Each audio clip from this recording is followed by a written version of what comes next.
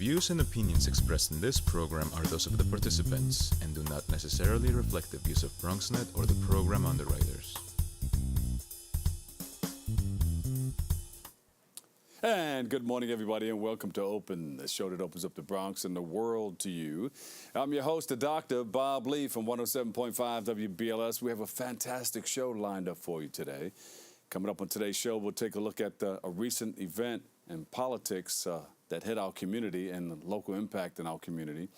And plus, a doctor from Montefiore stops by with medical advice and tips to share.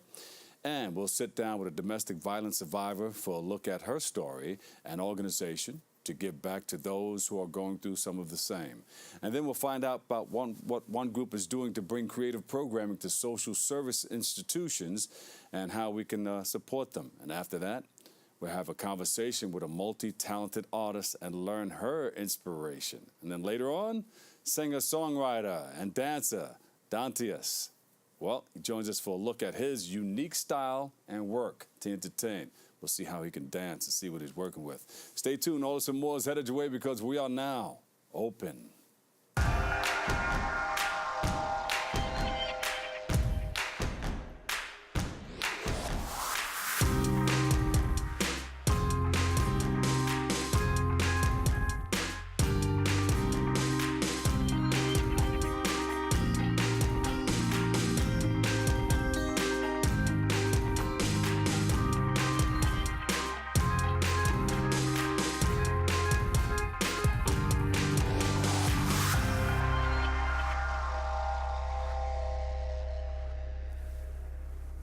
Hello, everyone. I'm your host, Dr. Bob Lee, and you're watching Open, the only live interactive program that brings the Bronx and New York City straight to your TV set.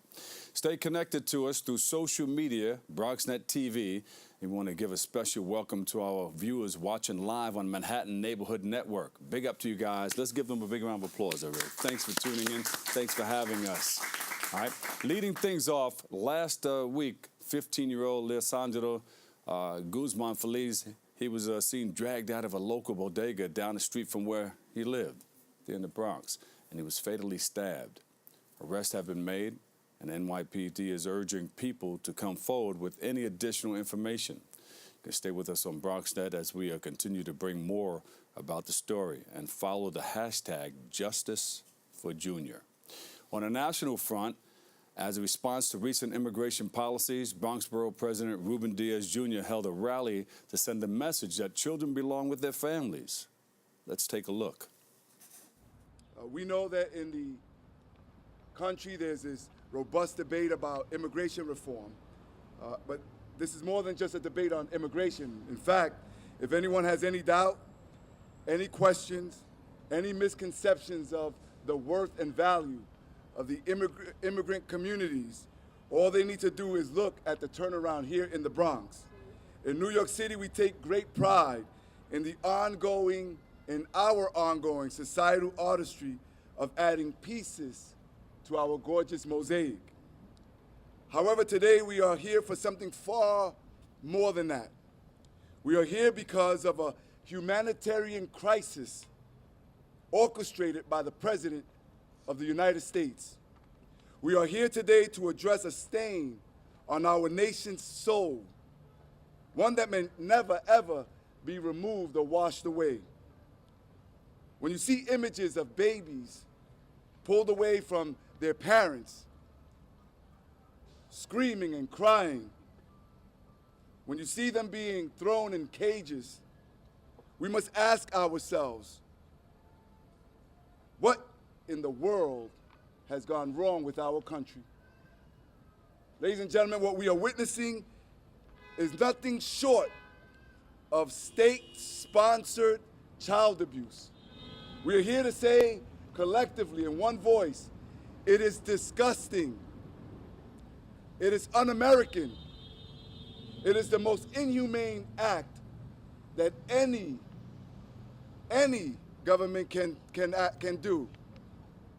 We cannot, we must not let Trump and this administration and his administration's cruelty to be the definition of what it means to be American. We'll take a break and come back with more Open next. So, I'm kind of new here, but I've noticed a trend. My human does this funny thing where she goes around and gets all my toys, and then she hides them in that basket by the door. But it's always the same basket, and it's always in the same place. And then she acts so surprised when I find them, but, she's putting them in the same basket. Again. It's like, hello, that's where you put it last time. You were the worst at hide and go seek.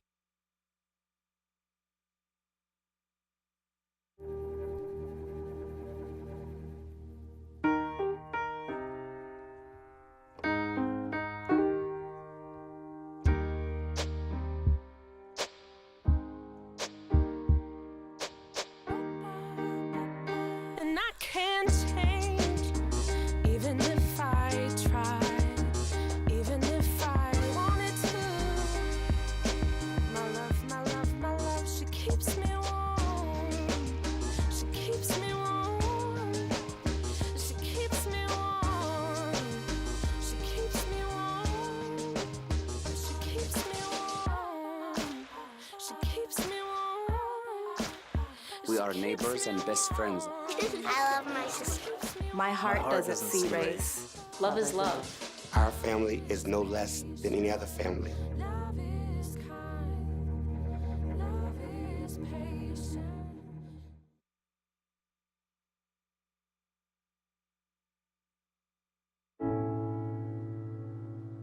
I guess sometimes things just happen. Devastating things.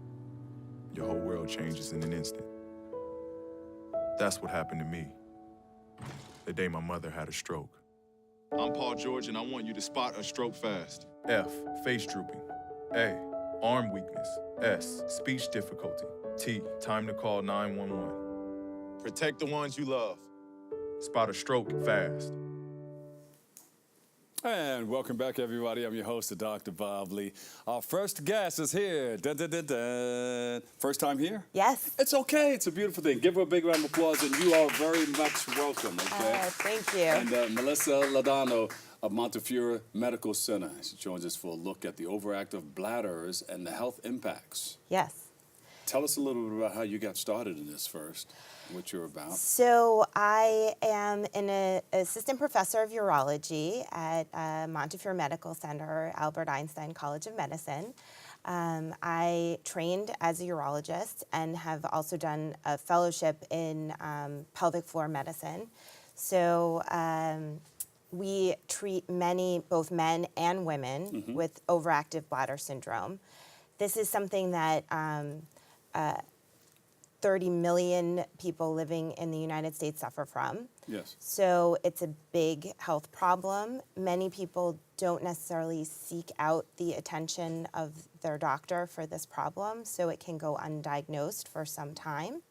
So we really want to get the word out that there are treatments that are available and that we're here at Montefiore to treat the patients for this. Pelvic floor medicine, you mentioned that. What's it all about? So we take a multidisciplinary approach to this. It involves urologists, gynecologists for our female patients, although we are definitely focusing on the men today because of Men's Health Month. Sure. We have physical therapists who are involved in training the pelvic floor muscles. We also work closely with the internist because these problems can definitely be connected to other health problems in our lives, such as diabetes, obesity, things that do affect many of our patients that we treat. I was going to ask you if there are other underlying issues that contribute to Exactly. this. We often see diabetic patients who have a spectrum of bladder symptoms that can present with things like urgency, frequency, feeling like they need to run to the bathroom all of the time. I've had patients who know where every bathroom is on their path to work because they have to stop off on the way. Wow. And so it can be a big impact on their quality of life. And how does that, how does it develop? Is it, you're not born with it? Or? No, although we do sometimes treat young pediatric patients with some of these conditions. Typically, we see that these symptoms increase over the course of our lives, and older patients do have higher rates of overactive bladder syndrome. but it can also be connected to some of the behavioral things that we do in our life. So things that patients may not think about are caffeine intake has been shown as one of the risk factors to increase bothersome urinary symptoms. And there's been a very good study that looked at even just 2 cups of coffee a day caused men to have moderate to severe urinary incontinence, meaning that they actually were leaking urine. So pretty severe symptoms. Wow. I know. You're looking down at that coffee. I just took a sip. But it's true. And so that is always where we start with the treatment of our patients. We start by helping them to identify things in their life that they can do to make a difference in their urinary complaints. So things So you have like, to watch what you eat. You do. Not only know where the bathrooms are, but you have to watch what you eat. Absolutely. Absolutely. And some of the other things is that I don't know. I think absolutely. a lot of people have this problem, but they're reluctant to go see someone about it because of the stigma. Is there stigma attached to this? I think it's not always the most comfortable subject to bring up regarding complaints about urinary problems. And so I'll often see patients that have had these symptoms for years, and perhaps they've never told anyone in their family, or they've never told their internal medicine doctor, and so they've not been enrolled in any sort of treatment. Yeah. Do you see that men may be reluctant to more Yes, so than and, women? I don't know if I can quote you a number, but I definitely have seen that sometimes for male patients in particular, it's difficult for them to get into the doctor and to bring up some of these quality of life symptoms that have been bothering them. But some of the symptoms you can't laugh out loud, or if you laugh, you're worried about if you're going to overreact. So that is one area of urinary incontinence that we deal with is leaking urine when you cough or sneeze or run. The other kind of incontinence that some people don't even think about, but this idea of you have the urge to go to the bathroom, and before you can even get there, or patients will describe, I'm putting the key in the door, and then as soon as I get there, I'm leaking urine. So these problems we actually treat two separate algorithms. And that can be a normal urge too for a normal person. It can be. It can be. You're waiting for an elevator, and you're like, oh, can't wait till I get there. So that's why we really do start intervening when people describe that these things are negatively impacting their quality of life. Yeah. So what are some of the symptoms? What are some of the tips? What can people do? So the symptoms are things like urgency, so that's running to the bathroom, frequency, going to the bathroom frequently, nocturia, which is when you get up more than 2 times a night to go to the bathroom.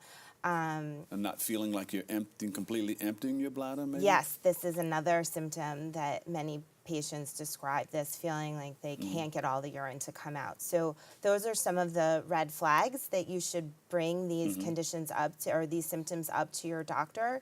And it may be something that your primary doctor starts out treating. And if the symptoms are persistent or worsening or not improving with treatment, then they will refer to you to a specialist. And that is where we come in. And is there also a nutritionist that you go to? Yes. Some foods that you can eat or drink? Yes, we are very fortunate at Montefiore to work to have a nutritionist that we work closely with. And, we mentioned coffee, but other foods can also can impact these, the urinary frequency. Sure. And also, we work closely with a nutritionist for conditions such as diabetes, which have a big component of urinary frequency urgency. So if we can really get patients treated for their diabetes, oftentimes their urinary symptoms will improve. There you go. So you're doing it all at Montefiore. Yes, we are. We're very fortunate. And we're very fortunate to have several research studies as well going on at Montefiore, both in basic science research and in clinical trials. So there is a lot going on right here in the Bronx that we can offer to our patients. Anything that we should know before you leave? I just think, yes, that if you are experiencing these symptoms, please seek early medical attention, and your primary doctor can refer you to a specialist if your symptoms are persistent. And we're here to help. You definitely don't have to live this way. Yeah. And you guys are doing a great job over there at Montefiore. Yes, we You wanna are. Shout out your department and some of the people that work with you. Yes, that would be great. I have an amazing chairman, Dr. Mark Schoenberg, and also a partner specifically who works in the same area. Her name is Dr. Nithya Abraham. And we've got a great department of urologists for all, today we were focusing on urinary incontinence, but whether it's oncology, cancer, kidney stone disease, our urology department has pretty much anything that you would need. So we're very fortunate to work together. Can we see it up on the website or anything? Yes.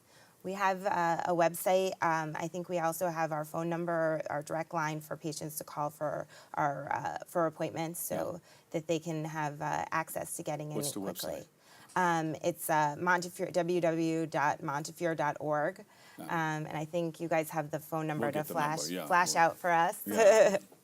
So the website one more time, because people can remember that and get everything else from there. www.montefiore.org.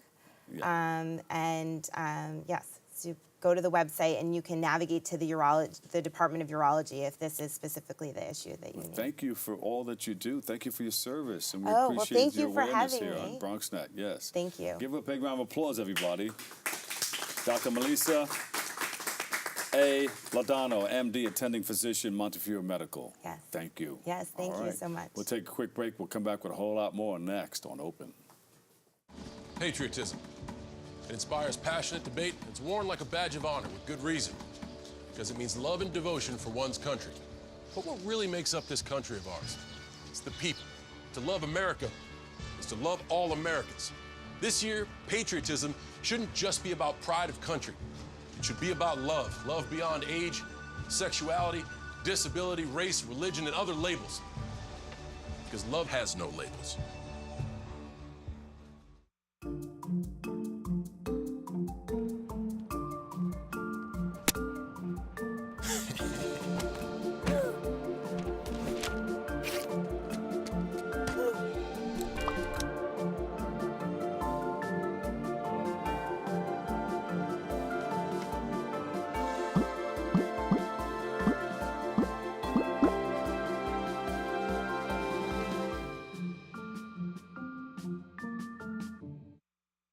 For all the papas out there, let's stop what we're doing and take a moment. A moment to be with our kids. They can be loud moments, goofy moments, sporty moments, dorky moments, kooky moments. Moments where we talk or walk or just hang out. It doesn't really matter. They all count, because every time dads take a moment to be with their kids, well, it's pretty momentous. So let's all take a moment to make a moment today.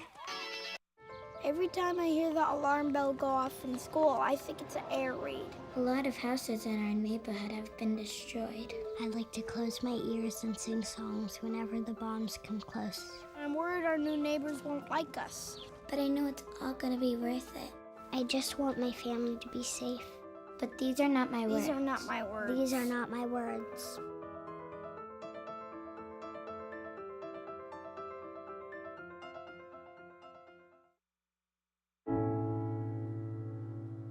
I guess sometimes things just happen. Devastating things.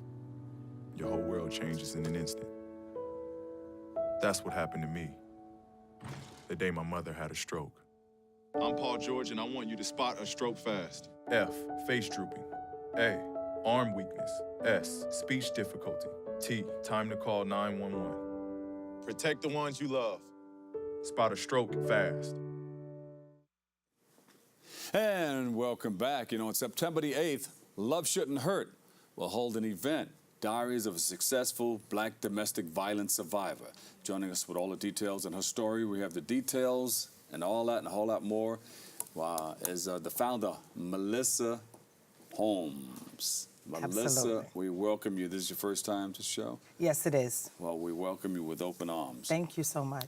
Now, tell us about some of the things that you do. Absolutely. I have a nonprofit organization that's called Love Shouldn't Hurt NY Incorporated. Yeah. Why did you name it that? Because of my past experiences, it just seemed like the perfect name at the time for what I was going through. So you took what was going through with you and said, I'll start an organization, put it off. It's like therapy for you also, right? Absolutely. Okay. Absolutely. All right now. From being in 2 domestic violence relationships, in 2 consecutive relationships that almost claimed my life, and the last one just being about 7 years ago, I decided that although I was, struggling with domestic violence. You said enough is enough. You put your foot down. Yeah, absolutely. Enough is enough. And I felt like I needed to do something, that there were other women that were out there suffering as well. A lot of people don't speak about it because they're embarrassed about the situation. And I felt like I was obligated to give back.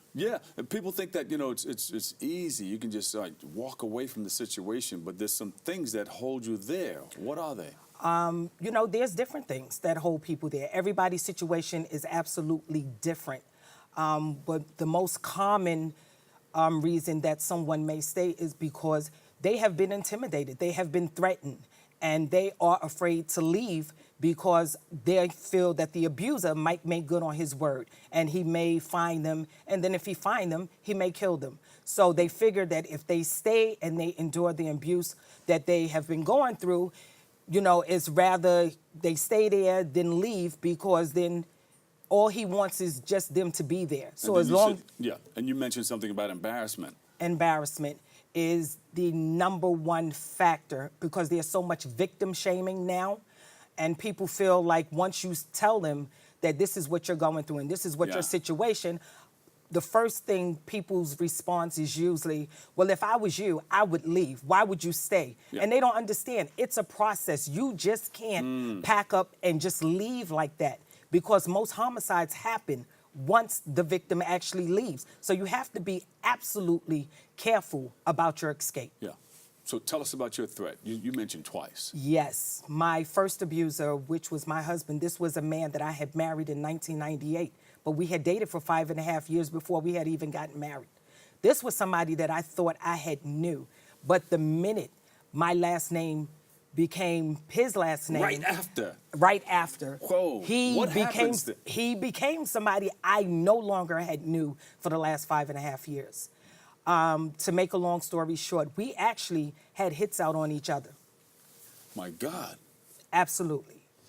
It was desperate times. And sometimes when your back is up against the wall, I know for a mother, when your back is up against the wall and when your kids are involved in certain situations, you have to come out fighting. And he had went down to courts one day. I had left. I had chose that I was going to leave with my daughter. And I left. But my intentions was I was going to go back the next day to get my son. But he had taken my son to work with him to keep me from getting him. When he left work that morning, he went straight down to the courts and told the courts that I had abandoned my son. And they ended up giving him temporary custody of my son. And I remember when we went back to court, I was told that if I could come back and tell them that I had a stable place to stay, that I would get my son back. So you had to go through a whole lot of mess. I had to go through a whole lot of mess. But by this time, he had started stalking me. So when we went back, I opted not to give them my new address. And I remember when I went to court and the judge said, Donald Holmes will remain with custody of Darius Holmes until further notice. I remember falling out in the courtroom, begging and pleading at this man's feet, begging him not to take my son away from me. My God. And he looked down at me like I was nothing and yanked his leg away from me, and he walked out the courtroom. And I remember I stayed in that courtroom for about an hour and a half, making myself sick, just throwing up in the garbage can. But when I got myself together and put some water on my face, I went in the ladies' room. I left the courthouse with the intentions on having my husband killed, because that was the only way I figured I could get my son back. My God, how did you resolve that? Well, what happened was I had went as far as to meet with a hitman and get all the information and to find out, how this was going to be done, how much he would charge. And he had told me, I'll give you 2 days to think about it. I remember leaving. The hitman told you, I'll give you 2 days. Yeah, because I was sure that this is what I wanted to do, but I guess he wanted to make sure that I knew that if I went along with this, that it was final. Yeah. So he wanted to give me some time to think about it. Wow. And I remember leaving that meeting with that hitman and went to my mom's, and the minute my son walked out that room, I realized I could not do it. Because the first thing I thought about is that I lost my son temporarily now, but if my son was to ever find out that I was the reason his father was killed, I would lose my son forever. Yeah, but see, you lose your mind temporarily because the hurt is there. Absolutely. It's like unbelievable hurt. So you don't think about all of those things back here. Absolutely. So, but when you saw your son, it opened it up. It opened it up for me, but little did I know, all I had to do was wait until the next week, because he had called me May 7th, 2003, 2 o'clock that evening at afternoon at work, and told me, today is your day. I promise you, you will not make it back to work tomorrow. What? And he had told me this time and time again, but it was That's something a major threat about right there. It was something about that day when he called me at work that I heard something in his voice that I had never heard before. So I knew You knew something was that serious there. it was going to happen. And I remember I had always told him, if you're going to have me killed, all I ask is that you don't have me killed in front of my kids. Have somebody to catch me when I'm coming out from work, because I never want to have a chance to defend myself. I just wanted it to be done and over with. Yeah, so you got away from that. Well, what happened was that same day he called me at 2 o'clock, he had died at Columbia Presbyterian of an asthma attack at 6 o'clock. That same day. So he wasn't lying that it was on. Something was going to happen. Yeah. Maybe he felt that. You know, sometimes you feel that something's going to happen, you want to do something, and it comes right back to you. And I remember when I had to go, they called me, and I had to go ID his body. And I remember going to the apartment that we once shared to clean up, and all the hitman stuff that he had put a hit on me, all his information was laying on the table by the asthma machine. And I looked at this information, and my first thought was, okay, do I pick up this information and call? And then I thought, well, what am I going to say? I'm the lady that you're supposed to come kill? And so I realized that I was just going to wait it out, and I didn't do anything. So after about 2 months, nothing had happened. I figured I come to the conclusion that he had an asthma attack before he got a chance, because it was laying right next to his asthma machine. He had an asthma attack before he got a chance to put that hit. Wow. Hit made a U-turn, hit himself. Absolutely. All right, so now you started this organization. You said, you know what, I want to create this awareness. I want to help other people. Absolutely. Tell us about the organization and the event that you have coming up. The organization is geared around, and we cater to victims. We cater to survivors that have already left their situation. And what we do is we empower. I give them hope. You know, I share my stories any and everywhere that I can, because I let them know that if I could make it out, and God knows there was times that I wanted to give up. And there was times that I said, you know, if they didn't kill me, I wanted to commit suicide, because it had to be better than what I was enduring at that moment. And I give them hope, and I empower them to know that the situations that you are in, you know, women think that these situations are going to get better. And these situations are not going to get better. And every time that you give second and you give third and you give fourth and fifth chances, it's just going to get worse. And you need to get out. At the first sign of you seeing that something is not right, and a lot of times we feel it in our gut. Go with that gut feeling. Don't try to act like, or push it to the side and act like it don't exist. It's telling you something is not right. And we need to be aware of things like that. So the events that I hold is to empower, you know, and inspire these women to leave their situations and to know that they deserve better, you know, that they are loved. And if nobody has ever told them that they love them, or nobody ever showed them that they care, I want them to know that Melissa Holmes do. I've been in that situation. Give Melissa Holmes a big round of applause over here.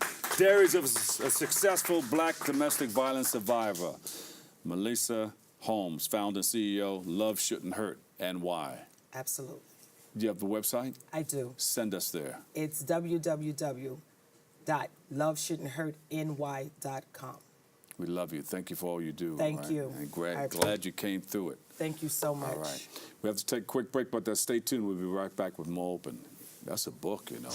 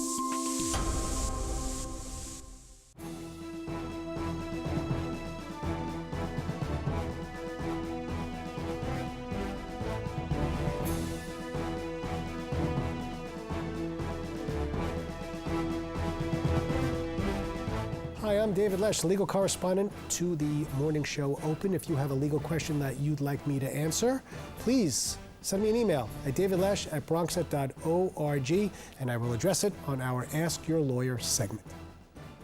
Swallow it. Welcome back, everybody. On September the 29th, a Moment of Magic will hold the night of a magic gala. It's going to be beautiful. You want to go? We're going to find out more about it. We're all going to go. Joining us with all the details and their work in our community, we have creative programming. We have the founder and executive director, Kylee McGrane. Kylee, Hi. welcome. Thank you so much for having me. So, a night of magic. Yes. Tell us about it. I'm very excited. So we are a nonprofit organization that was actually originally started at the College of Mount St. Vincent, so right here in the Bronx. Oh, yeah. And we take college students to provide creative programming at pediatric hospitals and to medically vulnerable kids. Excellent. Thank you. Thank you. So on September 29th, which is actually Pediatric Cancer Awareness Month, we'll be having a gala at the Coliseum in White Plains to help us raise money to continue our programming all over the world. All over the world? All over the world. Right out of the Bronx. Exactly. Yeah. How really did you start exciting. it? So I was a student at the College of Mount St. Vincent doing community service work, and I really wanted to get into a pediatric hospital and do something a little bit different and work hands-on with the kids. So I was with my family, and we were watching a movie. We were watching Frozen all together. And my mom kind of pointed out that I looked like one of the princesses, and all of a sudden it just kind of clicked that that's really what I wanted to do, was dress up as these princesses, go into the hospitals. See? Yeah, really fun. So, but you work with patients? I do. Are you a nurse? Or? I'm not, no. So what I do is basically help lead college students all over the country to give back to pediatric hospitals in their area. Yeah. So we'll go in, usually the character visits are most popular, but we'll go in as the characters and usually do bedside visits and I hang like out with that. the kids and get to interact one-on-one. And I'm sure you run into doctors and nurses all the time. Yes. Sometimes doctors and nurses become callous to the problems or situations in the hospitals. Sometimes doctors and nurses know how to take care of the patient, but the patient's families, what about them? I think that's one of the best parts about what we do, is not only do we get to service that individual child, but for a moment the family gets to see that child become a little kid again. They're not just a patient in the hospital. Yeah. They get to kind of reinvigorate and reimagine the innocence of childhood, where it's just focusing on princesses and storybooks and fairy tales. Yeah. So it's really amazing. And we get to hang out with the siblings as well, which when everything is going on, siblings can kind of get lost in that chaos. So getting to give them some individualized attention is really amazing too. Ah, excellent, excellent. How did you come up with this? I mean, what made you want to do this? So I always really had this passion for working with kids, and I always really wanted to work in a pediatric hospital and pediatric cancer. It was kind of just like a magnetism I felt pulling towards, and I didn't know how to do it, and I didn't see exactly what I wanted to do being done yet. So I kind of had this idea where there's nothing else like this, so I guess I have to do it myself. Yeah. And then mom stepped in and said, you know what? You're my princess. Exactly, doing what moms do best, exactly. Good, so you've been doing this for some time now. Yes. What's next for you? You have a number of programs, right? Yes, so we expanded from the one college chapter in the Bronx to 16 across the United States, which is really amazing. We're now on the West Coast, which is great too. So the goal is just to continue to get that college community engaged and get them giving back in their area. A moment of magic nationwide. Yes. Wow, how does that feel? Amazing. Did it's you like think a dream you'd do come that? true. Did you? No, I really didn't. And people ask me that question all the time, is did you think that this was really going to, I don't know, be a thing? And I would always say no in the beginning, but then once I saw the potential that this had, and once I knew how much I loved it, I knew that there was no other option. It had to become something that I could share. See, the power of creative programming. And you bring these to the different places, right? Yes. You have mobile vehicles going around, or you just... Well, that's kind of the running joke, is the volunteers transport themselves, but I drive a punch buggy, so for a really long for a really long time it was like running out of my punch buggy. Which is great. So you're gonna have a bunch of punch buggies running across the country. Everywhere. Yeah, that's the goal.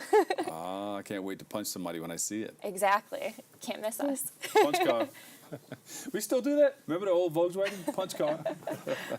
That's great. So you have one right now, and of course you're going to have a bunch because you're expanding. Right, yes. So right now we went from our first year just to college students, and then we went to 40, and then this year we passed 500 across the country, which is really amazing because that's giving college students a way to give back. They don't want to just write a check anymore. They want to actually be, in the trenches doing something hands-on. So if you have some college students that are watching us right now and they want to get involved what do you tell them? Definitely go to our website, which Wait. Take this camera right here. Go to our website, www.amomentofmagic.org, and there's tons of information there about starting a chapter and buying tickets to the gala. There you go. All right. So all I have to do is just grab the number on there and dial it up and say, hey, this is what I want to do in my school. Absolutely. And we have a lot of really great videos and pictures on there. So if you are just, looking to have your day get a little bit brightened, just go check that out as well. What stands out in your mind? I mean, you've done a lot of this. What motivates you? You'll see some picture or you'll see a video that says, wow, this is great. Because sometimes when you're in the action, you don't get a chance to see what somebody's videotaping of you or what pictures are being taken. Right, and I think what's really amazing, like this past year, I've transitioned from, volunteering all of the time to now doing more of the executive work, so writing trainings and, trying to secure those sponsorships and doing things like that. But what always pulls me back... But you really love the front line. Oh, I do. What pulls me back is getting a message from a mom on Facebook or getting a FaceTime call of a little girl's first day of kindergarten and getting to follow their journey and getting that really great relationship with them. That always pulls me back in because it's always about the kids. Yeah, well, the princess has to meet up with another princess. I know, just keep multiplying. So what's next on the horizon? What's next is hopefully getting this gala to be the most successful that we've ever done. We've never done a fundraiser of this size, so it's a really big undertaking, but continuing to spread the word and hopefully inspire some more activism. Are you looking for people to participate in your gala in some way? Yes, definitely. Whether money it's or volunteers or just to show all up of it. and be a part of it? Everything. Anything you can imagine. Any type of involvement would be great. You have 10 seconds. There's the camera again. If you have a business in the Bronx or Westchester community and really feel compelled to be a part of something great, we are still looking for sponsorships, and that could really help get us all over the country and continue to reach more kids. Kylee McGrane, founder, executive director, A Moment of Magic, nationwide. Yes. Give her a big hand, everybody. Thank you so much. Thank you so much. All right, we'll take a quick break right here, but stay tuned. We'll be right back. Promise. Bye-bye. Hi.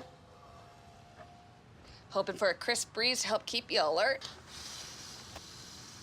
Oh, he took a sip of water too. That'll probably help. You were probably gonna turn down the radio too, so you could focus, right? Probably okay isn't okay. Right? If you see a warning sign, stop and call a cab, a car, or a friend. I think the water line is what really drove it home. I blew on him. Chiru has no choice. She and millions like her walk miles a day for dirty water. But together, we can end their walk by providing clean water close by. Instead of spending hours walking to get water that makes them sick, girls can be in a classroom and moms will gain back time to care for their families. Sons and daughters can grow up strong, finally free of sicknesses. It's true. When you just add water, you change a life. Learn more at worldvision.org.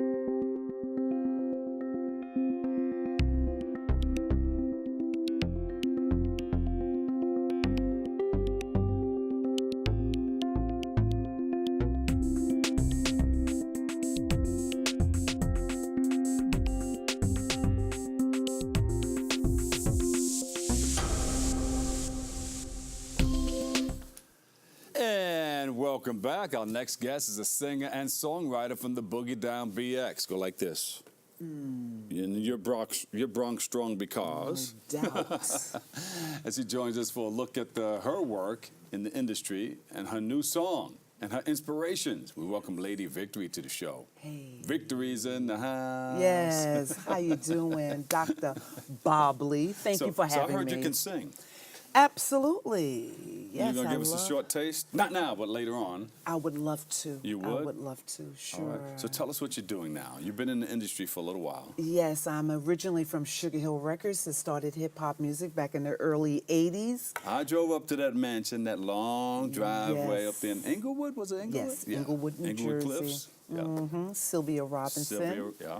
You remember her? I do. The name of the group was called Miracle Mike and the Ladies of the 80s, and we recorded a song called Out of Control. I sat right in there on the couch with the husband and wife. Oh, with all Mr. right. Magic. Yes, back in the day, yeah. It's all good. It was a great experience, so I'm very happy to be a part of a legendary record label. Yeah. Legendary record label. I have a lot of those records in my house right now. I have a library with a wall of records. From Sugar Hill. Top to bottom. Excellent. So yours is?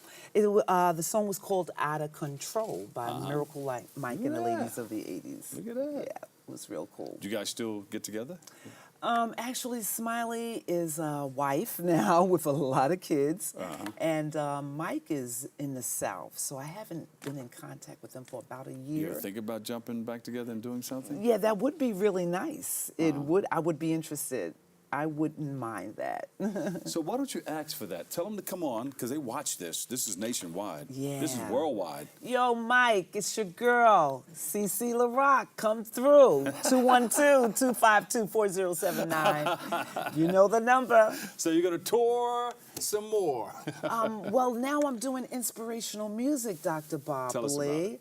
I'm writing and playing, and I have a lovely song that I would love to introduce. Maybe I'll come back and do it live for you guys. It's called Could It Be For His Glory, and you can get it on ladyvictory.net. Could it be for His glory? So, but you went from what you were doing back then with Sugar Hill Hip-hop. to gospel. Yeah, inspirational music. Inspirational music. Inspirational R&B, gospel. A little mixture there, yeah. Love maybe it. you can talk to Helen and come by and perform it for us one day. Yes, I would love to do that. Yeah. To be a blessing. That's what it's all about. So to what be a have you been blessing. doing in between all of this? Sugar Hill and You know, after inspirational? Sugar Hill Records, I went into modeling. Yeah, I see and it you was on- awesome. On the set with that hat and everything. Yeah, I did some modeling, freelance actually, but it paid my bills, Bob. It paid my bills. I didn't have to get a second job. So I did trade shows, magazines, and department stores for 10 years after Sugar Hill Records. Good money. Yeah, it was good. It kept me going. No second job, you know, just fashion, fashion, fashion. And I still love it, you know. Got money and free clothes. Yeah, that was cool, yeah. I know. I did a little bit of modeling for a little while. Oh, right. I used to just take Suits. a train just to watch. Well, I had a suit on, but it was for an organization. Okay. And I used to just take the train just to watch the posters on the wall. I used to go from Queens Plaza all the way to Jamaica. Okay. Just to watch so many posters they put up and all this stuff. Yeah, really. Okay. Yeah, it was a good thing. But so, where do you want to go now? You got the inspirational music. You're still playing. Yes. You would like to get back together with the group and maybe do some touring. Possibly with the group, but more important, putting out music that's going to make a difference. And see, the group is not really too inspirational. I'm on the inspirational tip. Right. They would be more in the R&B and hip hop, which I'm not knocking at all. I'm flexible. But I believe You can throw some R&B and hip hop inside of your inspirational music. Oh, definitely. Put it in the mix. Yes, Yeah. definitely. I'm for it. But I think what's most important now to focus on music that's going to uplift people. You know, in this world that we live in now, there's a lot going on. There's a lot going on, and people need to be spiritually uplifted. You know what I mean? Yeah. And I'm here to be a blessing. So that would be my main focus. Well, we got some elections coming up. You got a lot of movements going on. Maybe you can write to those movements, or yes. and they Definitely. may take one of your records and say, hey, this is our theme, this is our song for our movement. Yes. I don't know, just throwing ideas, you know. I'm definitely open. And you're thinking about it. I'm open. I'm open. You're on open. There it is right there. And I'm open. Yes. All right, so talk about what you're doing and what you want to do. Like I said, I would like to put together an album now after this one and release it independently. I think that's the way to go nowadays because you get more of the royalties to yourself doing it the independent way. So I want to push this song, Could It Be For His Glory, which can be purchased, and you can get a sample of it on ladyvictory.net. On ladyvictory.net. Ladyvictory.net. Why can't we get a quick sample now? Sure, why not? Is that my camera? You can use that camera We're right going to do there. it right here. Sitting here, trying to understand everything that I'm going through. Did I say something wrong to hurt you? Or could it be I'm suffering from something I did? Oh, Lord, could it be for His glory? Could it be for His glory? Could it be for His glory? I think it's all for His glory. Lady Victory, singer-songwriter. Yeah. Yes, thank you. Thank you, everyone. Now, do you have a Thank website you. where we can go see more? Ladyvictory.net, and you can also go to www.meetingtheneedconsulting, because I work with troubled youth. I sing in juvenile detention centers, group homes, where that uplift is really, really needed. Public schools, where we have special ed students that are kind of troubled also. So it's www.meetingtheneedconsulting.org and ladyvictory.net. Lady Victory, ladies and gentlemen. Give her another big round of Thank you, applause. everybody. Yes, thank you. We have to take a quick break right here, but stay tuned. We'll be right back with more. Let me see that hat. Let me see that. Behold the angry giant. Behold the angry giant. Behold the angry giant. Behold the angry giant. It only takes a moment to make a moment. Take time to be a dad today. Well, Thomas, you've got prediabetes. But with more exercise and a change in diet, it can be reversed. I've tried exercising. It just makes me hungry for bacon. I love bacon, too. And who really likes to exercise? Not me. Me neither. Nobody. So we're good? What? Oh, you still have prediabetes. Big time.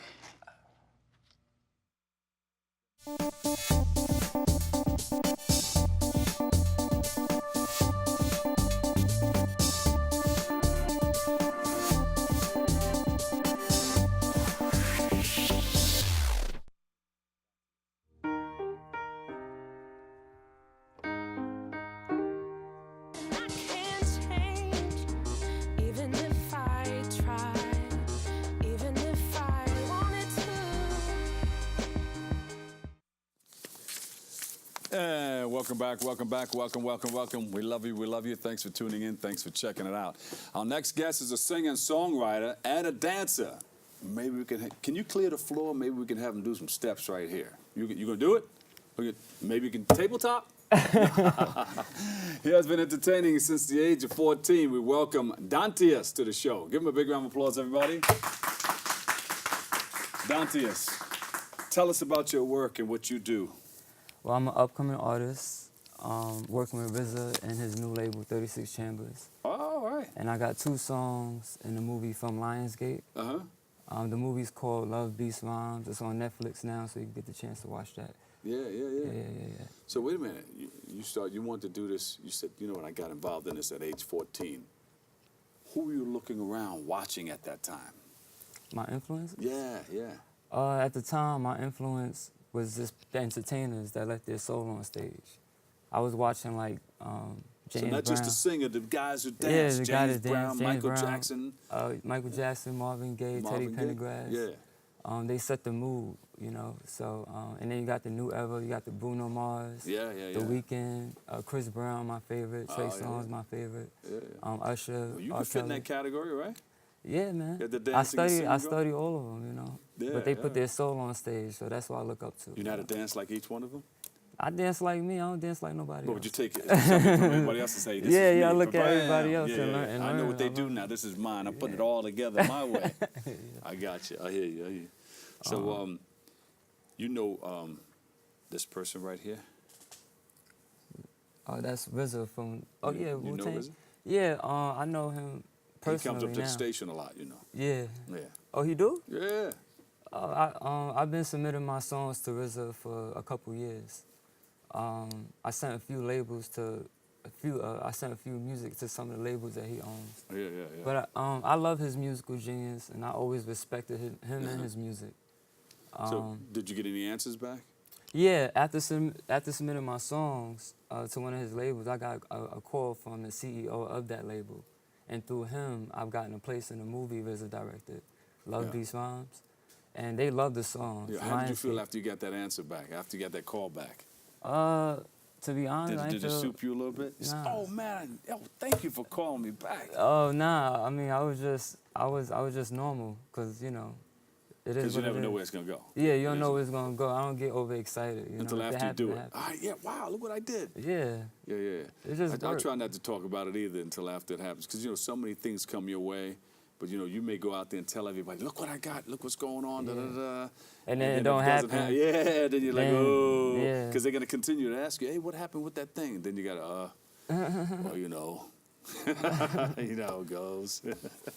But if they see you in it, they say, wow, it's like a bigger respect and a bigger appreciation for Right. And that's things what that you I'm do. about, to respect. Yeah.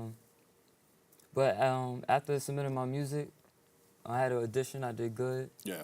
I performed for RZA in LA, California. Yeah, that is. So they got you to have you traveling too. Yeah, they had me traveling. The fashion show, it was Tyra Banks was in the audience, Jesse Jackson. So I was nervous, but RZA liked my style and he liked how I pulled it off. Yeah. So like ever since then, I started working with him and the label, and we just been working. So you got the EP out? Yeah, they dropped the EP on Valentine's Day. It's February called the 14th. Oh, there you go. They decided to put on February 14th. Apple Music, SoundCloud, Spotify, and I've been having some good reviews on it. Oh, good, man. I'm glad you came here to open to share some of that with us. Yeah. You know, I don't know if Helen booked you to sing and dance, but Nah. I'm about ready to clear all the guys off the floor right here. And Caesar the artist did it when I was Caesar. Remember I was Caesar the artist? Oh yeah, I used to come here. All right, so what's next for you? You're going to be performing somewhere where we can see you? You're gonna be hosting. Where is it? It's in where is it at? It's in New Jersey. I forgot what Bergen? it's called. Yeah, right. Okay, Bergen County, I got about 8 dates. Yeah, it's in August 18th. Okay, all right, good. All So right. I'm gonna be there performing some music festival. Yeah, all right. Yeah, Randy Glover, you know the Yeah, promoter. yeah, He's a promoter. He's gonna be promoting it. So I'll see you again. I'll be performing there. Yeah. It's gonna be a big crowd, right? Yeah, well, we'll see. I guess so. Yeah, he gets a big crowd every year out there. Yeah, I told him I would do the 8 dates for. I think we get about 8 dates up there. Yeah, right across the George Washington Bridge. All right, so yeah, we'll see you there. Anything happening before that? You. Right now, I'm just looking for like places to perform. All right. You know, and just sticking to Instagram. Instagram is where's it at right now. Everybody's looking at Instagram and just focusing on what he's doing next. What can we pull up to watch? On Instagram? Yeah, one of your... My SOB performance. I just did that like a month ago. But the SOB performance was a success because I got the chance to show my performance to the supporters, my friends. I wonder if some of our guys were there, because BLS is right down the block. Oh, yeah? WBLS, Hot 97, and WLIB. Those are the 3 stations that we work with. All connected?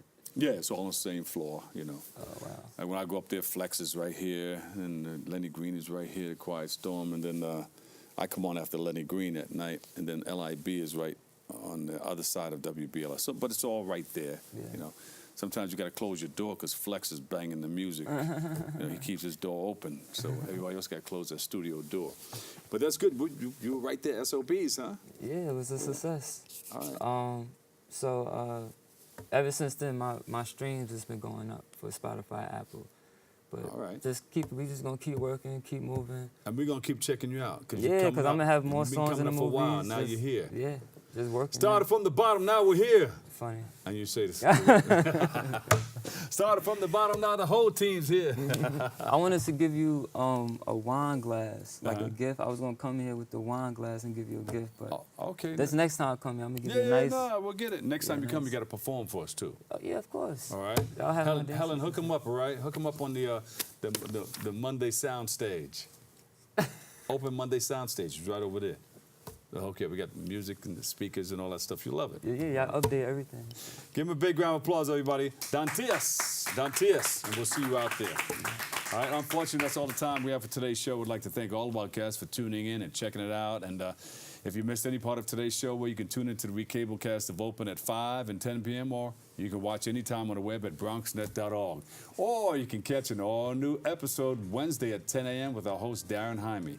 For all of us here at BronxNet, have a great and enjoyable day, and always remember this: what you are is God's gift to you, and what you make of yourself is your gift to God. So choose your choice and let your choice control the chooser. And remember, whether you say you can or you can't, either way, you're right. I'll see you on 107.5 WBLS tonight, right after the Quiet Storm. WBLS 107.5. Peace.